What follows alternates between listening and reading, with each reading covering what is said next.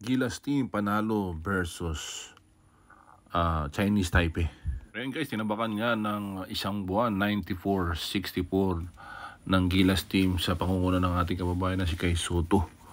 At pumuntos lang naman ang ating kababayan na si Kai Sotto ng 13 points, 15 rebounds kahit sa practice nagagawa pa rin niya.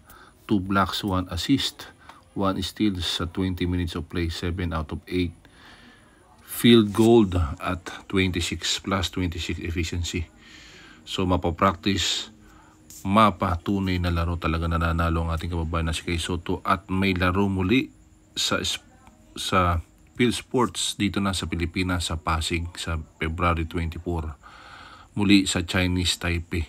Talagang abangan natin ang pagtambak muli ng halos isang buwan, 30 points ng ating Gilas Team. At talagang nangyari lahat ito dahil nga may chemistry at magaling ang ating coach na si Tim Kuhn. At alam na nilang gamitin ang ating kababayan na si Kai Sotto. At iyan nga yung practice. Kahit sa practice at sa tunay na laro, talagang napapakita ng ating kababayan na si Kai Sotto. At maganda ang mga pasa ni Scottie Thompson, ni Justin Brownlee.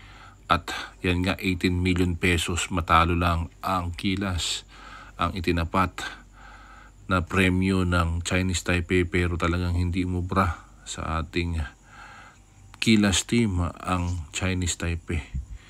Pero talagang ito na ang pinakamagandang laro ng ating kababayan na si Kai Sotto, from 2 double-double na laro sa B-League, pero ngayon nag-double-double uli ang ating kababayan na si Kai Sotto. Talagang mayani ang kanyang lakas at tindi, at talagang tuloy na sa FIBA 2025 FIBA qualifiers ang ating kababayan na si Kai Sotto. At ang Gilas Team talagang buong-buo na ang loob at makakapasok na sa NBA finally, ang matagal ng pangarap ng ating kababayan na si Kai Sotto. 13 points, 15 rebounds, 2 blocks, 1 assist, 1 steal sa 20 minutes of play. Talagang ipinakita na niya talaga kung sino siya, at ginulat na talaga ang mundo, at talagang malakas na siya na maglaro. Abangan.